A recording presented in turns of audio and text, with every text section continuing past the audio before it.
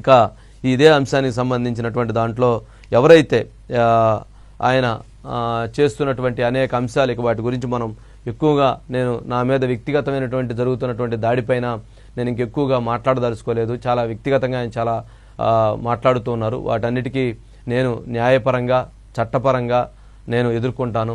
ఎవరైతే ఆయన చెప్తున్నట్లుగా ఎవరైతే ఆయన పైన దాడి చాలామంది చాలా డిమాండ్స్ చేస్తున్నారు. ఆయన పార్లమెంట్ సభ్యత్వాన్ని రద్దు చేయించాలని, అదేవిధంగా గత 5 సంవత్సరాలు ఆయన చేసినటువంటి అరాచకాలపైన పూర్తి విచారణ జరిపించాలని, అదేవిధంగా రామోజీరావు గారిది కావచ్చు, నలంద కిషోర్ గారిది కావచ్చు, సబ్బం హరిది కావచ్చు, వైఎస్ వివేకానంద రెడ్డి కేసులో ఆయన చెప్పినటువంటి గుండెపోటు అంశం కావచ్చు, వీటన్నిటి మీద కూడా విచారణ జరిపించాలని చెప్పని కోరుతూ ఉన్నారు. అదేవిధంగా ఎవరైతే ఆయన మీడియాని బెదిరించడం పట్ల, ఆయన ఏదైతే మీడియాని ఆయన బెదిరించి తనకు సంబంధించిన కథనాలు రాకుండా, ఏదైతే వాటికి సంబంధించినటువంటి అంశాలు రాకుండా ఆయన ఏదైతే బెదిరింపులకు పాల్పడుతున్నాడో, దీని వెనక ఎవరైతే ఆయన 16 కేసులు సిబిఐ ఈడీ కేసుల్లో A2 ముద్దాయిగా ఉన్నటువంటి వ్యక్తి, 16 నెలలు జైల్లో ఉన్నటువంటి వ్యక్తి బెయిల్ తీసుకునేటప్పుడు ఆయన పెట్టినటువంటి సంతకం, ఎక్కడైతే వీటికి సంబంధించినటువంటి విషయంలో భవిష్యత్తులో ఎవరిని కూడా బెదిరించను, ఏదైతే వీటికి సంబంధించినటువంటి వాటికి సంబంధించినటువంటి వ్యక్తులని కానీ లేదా ఆ సంస్థలను కానీ బెదిరించను అని చెప్పినటువంటి వ్యక్తి మరి ఈ స్థాయిలో బెదిరింపు పాల్పడుతున్నాడు. కాబట్టి చాలామంది కోరుతూ ఉన్నారు విజయసాయిరెడ్డి గారి బెయిల్ పిటిషన్ రద్దు కోరుతూ కూడా ఒక పిటిషన్ దాఖలు చేయమని కోరుతున్నారు.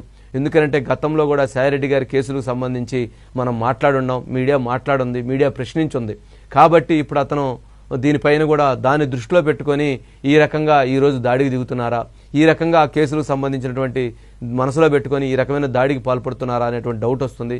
కాబట్టి విజయసాయిరెడ్డి గారి బెయిల్ పిటిషన్ రద్దు కోరుతూ కూడా వెయ్యాలి అని చెప్పని చాలామంది న్యాయవాదులు కోరుతున్నారు. వారు స్వయంగా కూడా మేము నిలబడతామని చెప్పిన కొన్ని సంఘాలు, కొంత సంస్థలు, కొంతమంది వ్యక్తులు కూడా మేము వేస్తాం మీ తరపున అని చెప్పిన కూడా వాళ్ళు కూడా ముందుకు వస్తున్నారు. నిజంగా వాళ్ళందరి ఆలోచనలన్నింటినీ కూడా తీసుకొని ఏ విధంగా ముందుకు వెళ్లాలనేటువంటి దానిపైన న్యాయ నిపుణుల అభిప్రాయాలు తీసుకొని ముందుకు వెళ్లే విధంగా ముందుకు వెళతాం. అదేవిధంగా ఎవరైతే లిక్కర్ స్కామ్లో ఉన్నటువంటి శరత్ చంద్రారెడ్డి వాళ్ళ అల్లుడిగా ఉన్నారు, మరి లిక్కర్ స్కామ్లో ఉన్నటువంటి శరత్ చంద్రారెడ్డి అనేక రకాలుగా ఆ కేసులకు సంబంధించిన దాంట్లో మనం అనేక కథనాలు ఇవ్వటం జరిగింది.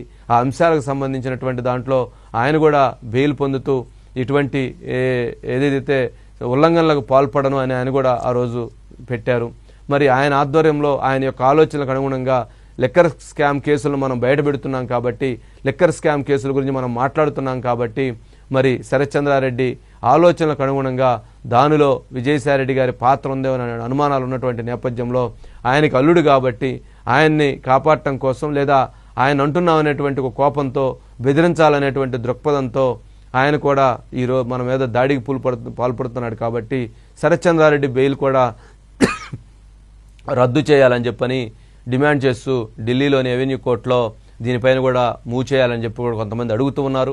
దానిపైన కూడా ముందుకు వెళ్లే విధంగా, దానిపైన ఎలా వెళ్ళాలి అంటే ఏ రకంగా వెళ్ళాలి, ఎందుకంటే అది శరత్ చంద్రారెడ్డి గారికి సంబంధించి ఈయన మామ కావచ్చు, ఆయన అల్లుడు కావచ్చు. కానీ ఈ విషయంలో మరి ఈయన విషయంలో అయితే వెళ్ళొచ్చు, కానీ ఆయన విషయంలో ఎలా వెళ్ళాలనేటువంటిది నాకు తెలియదు. దాంట్లో న్యాయం కోవిదులను అడగాలి, సీనియర్ కౌన్సిల్స్ని అడగాలి, తెలుసుకొని వీలైతే దానిపైన కూడా మరొక పిటిషన్ వేయటానికి కూడా ప్రజలందరి సహకారంతో, సమాజ హితం కోరేటువంటి వారందరి సహకారంతో దానికి కూడా ముందుకు వెళ్లే విధంగా నిర్ణయం తీసుకుంటాము. సరే, ఏదేమైనా కానీ ఆయన ఏదైతే దాడి చేస్తున్నాడో, ఆయన ఎటువంటి దాడి చేసినా కానీ ఈ దాడితో పాటు మరో ఖచ్చితంగా ముందుకు వెళ్లే ప్రయత్నం అయితే కొనసాగుతుందని చెప్పని తెలియజేస్తూ, ఇక ఈరోజు ఆయన సరే ఇప్పుడు ఈ జరుగుతున్నటువంటి అంశంలో మరికొన్ని అంశాలు వాస్తవ రూపం ప్రజలకు తెలియాల్సినటువంటి అవసరం ఉంది. మరికొన్ని అంశాలు వీటికి